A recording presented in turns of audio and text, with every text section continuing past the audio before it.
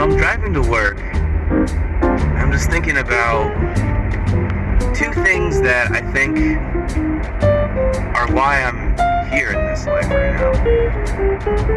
When I was a teenager, I first took some LSD. My first thought as a completely asleep human being was, or just totally unaware, that I was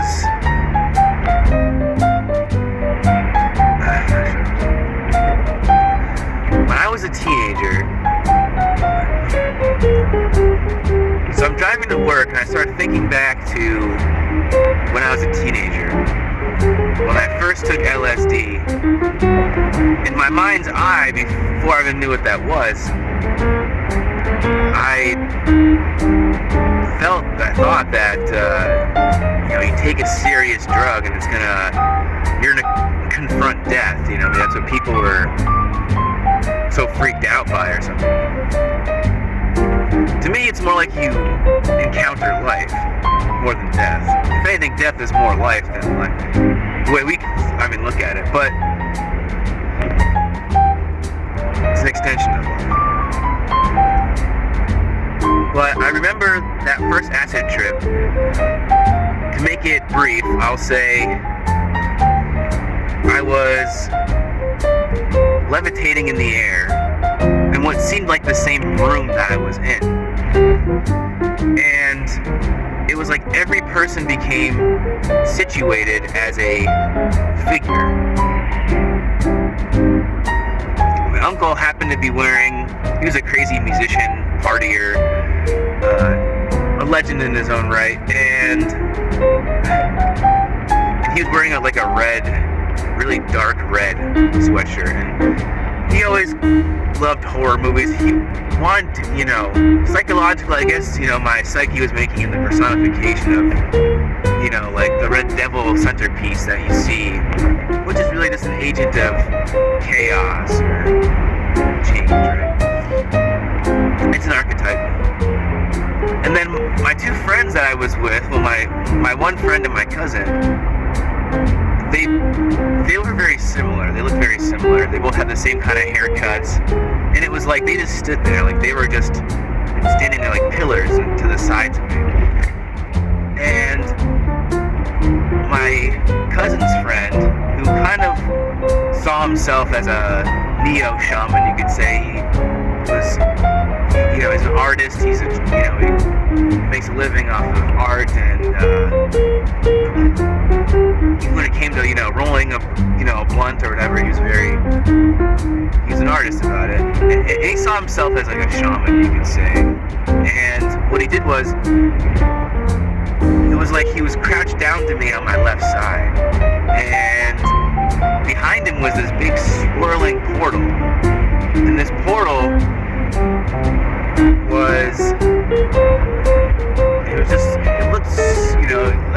it was just as real as this, and the voice that my cousin's friend, this neo-shaman, the voice that came out of him was a tone deeper than can register in the regular human awareness. It's, if you were to just hear it, it wouldn't no one could use their voice in that tone.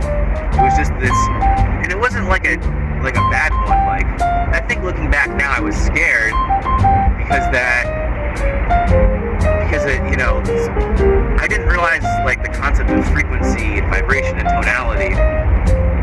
It doesn't mean he was a bad guy, but because of these symbolic things that I didn't understand, I was and what the voice said to me was, if you no longer want to be Matt Forbes anymore, whatever you want to call it your name, however I picture my name in my mind, then just walk through this portal. And my first instinct was that, well, if I do that, then I was afraid that I would leave the people I was with in that moment with a dead body. So I am confronting death. And I kind of had a weird revelation of a preview of my life, you could say. was like, oh, if I stay living as Matt Forbes, this is what's going to happen. This is what my life is going to be. I saw the whole thing with my kids and whatever, and no matter how hard I try, even when I think I'm making a choice to go against that, it still actually ends up happening in some way. Whether you want to call that fate or what, I don't know, but we all have a role to play, whatever reason but it kind of makes you wonder about your choices. We have choice, we have free will. Maybe there's certain parts of an ultimate reality we can't change, certain parts of the journey, I don't know, but I'm not saying I have any answers. I'm just saying what my experience has led me to feel makes more than just, it's not like sense or nonsense. It's more, every day I wish I went through that portal. Every day I wish that I was brave enough to just take that leap and not worry about what I leave behind. And at the time that seemed selfish, but right now I realize, that it's not as bad as we think it is. And I really do at this point believe that when we experience someone physically dying, that is an important moment when they actually are officially leaving their body.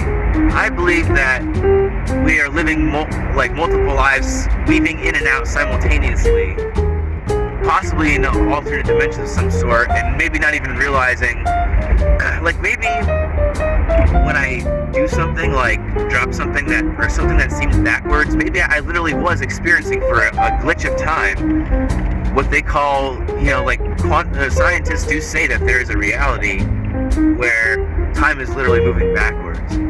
Maybe I was just experiencing something like that for a split second. I was maybe we're just shuffling around, like a merry-go-round of dimensions in reality. And this has been hypothesized, not just by me, but it's one of those things that's a natural thing. But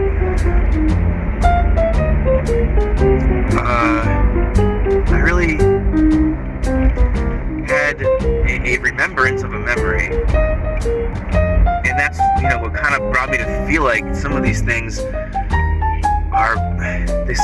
I'm starting to see some sort of truth in it, something bigger than myself. And what I remember was, and it's funny that I ended up doing this while I'm driving, because this is the best time. This is exactly how it happened. I remember I was driving in my car, and I had this really beat up old car, but it drove really well. And I'm driving, and I came to an intersection where I stop here and I see this car coming, and it seems like they're driving normally, like they're gonna stop at that. They have a stop sign as well. So I start driving ahead, but I'm not, gunning it because I'm just driving. I'm not, I just think that they're gonna stop at the stop sign and everything's gonna be fine. As I'm right dead center with them heading straight towards me, I notice that these people aren't paying attention. It's a bunch of teenagers, maybe even younger than I was. I was like 19 at the time. Teenagers, maybe younger than me. They look like they're smoking a reefer or something, whatever. But at least drive slow. Don't do drugs and drive. But I think at that moment, that was like a blip in time. I think I died at that, because I looked and they were heading dead center. And they were skidding, like the guy, you could tell the guy's foot was in the brake, and he had that look like, oh my god, we're gonna hit this guy. And then I'm looking at them and I'm like, they're gonna hit me, dead on. I mean, luckily it was the passenger side, but at the speed they were going, it probably would have ripped the car in half and killed me. And I think that I did die in that lifetime, and I blipped into another one because I haven't finished my lessons yet. So even when you die, you're gonna still experience, you're gonna keep going in the body until you actually officially complete the circuit. I really feel that, because there's too many people that have near-death experiences and certain things, and then it's always, oh, it wasn't your time. I mean, maybe in a physical sense, in that reality, I literally die. But, you know, it's like some Rick and Morty kind of shit where you can just go to an alternate reality, but the universe does it for you. It's kind of like the Matrix, they move you, you know, it's like, or like in Mario Kart where they, you know, pick you up when you crash and transport you over. That's literally how it felt. That's how I felt. Like, because I'm looking at the car and it's coming dead center, and then as I'm driving forward, it was like, I was like, oh, if they don't hit me dead center, they're gonna at least hit the tail end of the car. Because I'm sitting here and they're dead center and they're already almost hitting me. And then all of a sudden I'm driving and there's no accident, nothing happened. It was as if the back end of my car became translucent and they went right through it or something. Or with that, yeah.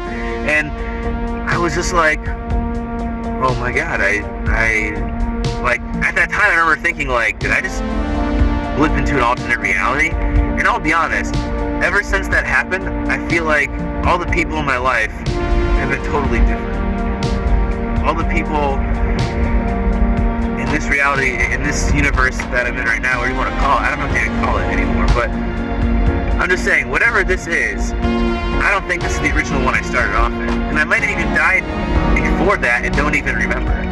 Because I know there were some crazy stories from when I was a kid that I think like, well, I don't know, I had almost very similar experiences. I'm starting to think, you know, how many times do people push themselves to a boundary and they think they're gonna die? Maybe they really do, but they just fall into another conscious reality. You know, it's like, all of these realities exist, it's just, are you conscious of it? Maybe that's really what it is. It's kind of like a book. Like when the book is closed, do those words exist or do those thoughts exist unless you open up the book and read it? You know, until you put your eyes onto the page, and this is our page, this, you know, time is the page, the book of life is time, where our eyes and our experiences are writing the book of life. People are going to look back and they're going to use our experiences, you know, just as we did with what we believe the Egyptians were and all this stuff.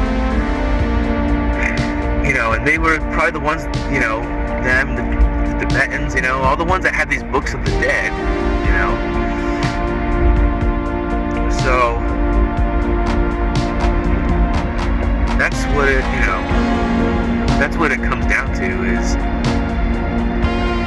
you know, I just feel that I definitely, there's no way I survived that car crash. There's just no way. I can't wrap my head around it.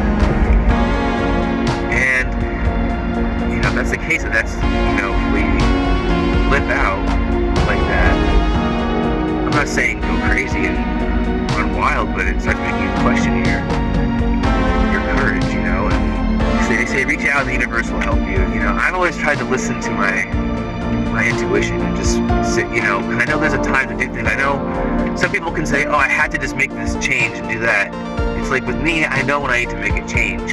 Sometimes you have to just make a quick exit. Sometimes it's, you know, I think everyone just should know their own self. You know, I'm just still exploring myself. I'm not saying I know what the answer is for you. I'm just saying that this is what I've experienced. And it really, life really is totally infinite.